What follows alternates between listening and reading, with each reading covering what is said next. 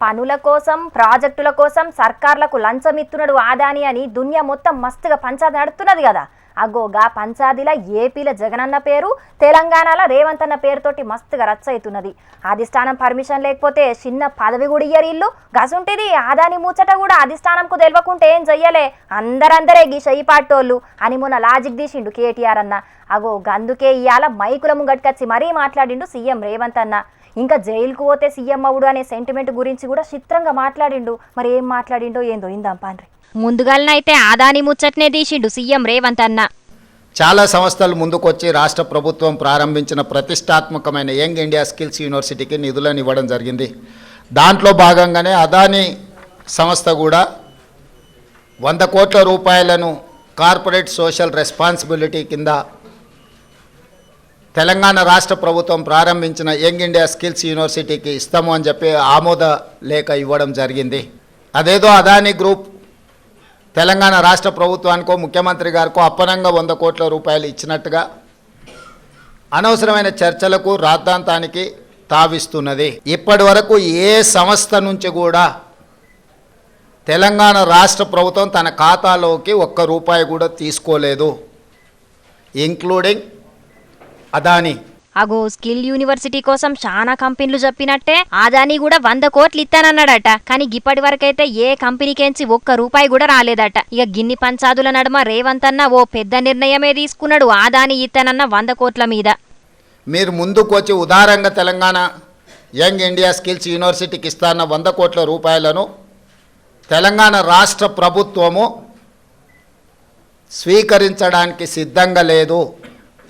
కాబట్టి దయచేసి మీ 100 కోట్ల రూపాయలను యంగ్ ఇండియా స్కిల్స్ యూనివర్సిటీకి బదిలీ చేయొద్దు అని చెప్పి విస్పష్టంగా వారికి లేఖ రాయడం జరిగింది. మీ పైసలు మాకు అద్దే అద్దు, ఇప్పటికే మస్తుగా పంచాదులు అవుతున్నాయి, మీరిత్తనన్న పైసలు మా అకౌంట్లకు గొట్టకుండ్రి జరా అని ఆదాని ఇత్తనన్న 100 కోట్లను వద్దన్నాడు సీఎం రేవంత్ అన్న. ఇక గప్పట్ల కారు పాటోళ్లు ఆదానికి మస్తు ప్రాజెక్టులు అప్పజెప్పిండ్రు అని లిస్టు చదివిండు సీఎం రేవంత్ అన్న. Adani Elbit systems defence unit at Mamidipalli operational BRS టైంలో ఇచ్చిండ్రు. అదేవిధంగా missile cell manufacturing unit at Mamidipalli under construction BRS ఇచ్చింది.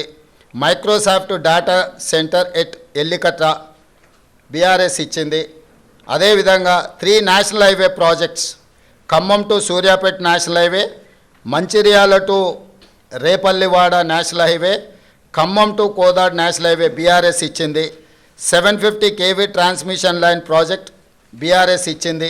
ఇన్ని ప్రాజెక్టులు బీఆర్ఎస్ ఇచ్చి ఈరోజు same counter drone manufacturing unit at Mamidipalli BRS ఇచ్చింది. ఇన్ని ప్రాజెక్టులు బీఆర్ఎస్ అదానికి ఇచ్చి అదానితో అంటగాగి దీనికి ఏం సమాధానం చెప్తాడు? కారు పాటోళ్లు గప్పుడు గిన్ని ప్రాజెక్టులు ఎట్లిచ్చిండ్రు మరి అని గట్టిగానే అడిగిండు సీఎం రేవంత్ అన్న. ఇక మరి వాళ్ళేం చెప్తారో గాని జైలుకు పోయిన లీడర్లు సీఎంలు అవుతున్నారు అనే ట్రెండ్ మీద గిట్ల కారడ్డమాడిండు కేటీఆర్ అన్నకు. ఆ లెక్కన ముందుగాల వాళ్ళ చెల్లెలు పోయింది, మరి ఆల్రెడీ వాళ్ళ చెల్లెలు జైలుకు పోయి వచ్చింది. అట్లా కూడా ఈయనకు అవకాశం లేదు కదా. జైలుకు పోయినోళ్ళు సీఎం అవుతారంటే ముందుగల కవితక్కే పోయింది కాబట్టి సీఎం అయ్యే ఛాన్స్ కేటీఆర్ అన్నకు లేదట. ఇక తాపతాపకు ఢిల్లీ పోతున్నాడనే ముచ్చట్ల మీద గిట్ల మాట్లాడుకొచ్చిండు రేవంత్ అన్న. ఈ ఢిల్లీ పర్యటన ఓం బిర్లా లోక్సభ స్పీకర్ గారి కూతురు యొక్క వివాహ కార్యక్రమం ఉన్నది. ఓం బిర్లా కూతురు వివాహానికి హాజరు కావాలి అని చెప్పి నేను ఉత్తమ్ కుమార్ రెడ్డి గారు ఢిల్లీకి వెళ్తున్నాము. ఈ పర్యటనకు రాజకీయ ప్రాధాన్యత లేదు. అగో ఇప్పుడు ఢిల్లీకి పోయేదైతే లోక్సభ స్పీకర్ ఓం బిర్లా సారోళ్ళ బిడ్డ పెండ్లి కోసమేనట. ఇక పెండ్లైపోయినాక చెయ్యిపాటి ఎంపీలతోటి కూసుంటాడట రాష్ట్రానికి రావాల్సిన నిధుల మీద పార్లమెంట్ల మాట్లాడనీకి. ఇక ఢిల్లీకి పోతున్న లెక్కల మీద గిట్ల కారడ్డమాడిండు సీఎం రేవంత్ అన్న. కొంతమంది హరాజ్ పాట పాడినట్టు 26సారి 27సారి 28సారి అని ఇట్లా హరాజ్ పాటలు పాడుతున్నారు. వాళ్ళలాగా పైరవీల కోసమో కాళ్ళు పట్టుకోవడానికో కేసులను ఎత్తేయించుకోవడానికో మోడీ ముందు మొక్కలిల్లడానికో ఢిల్లీకి వెళ్ళడం లేదు. కేంద్ర ప్రభుత్వాన్ని అవసరమైతే నిలదీసైనా రాష్ట్ర ప్రభుత్వానికి రావాల్సిన నిధులు అనుమతులను తెచ్చుకోవడానికే మేము ఢిల్లీ పర్యటన చేస్తున్నాము.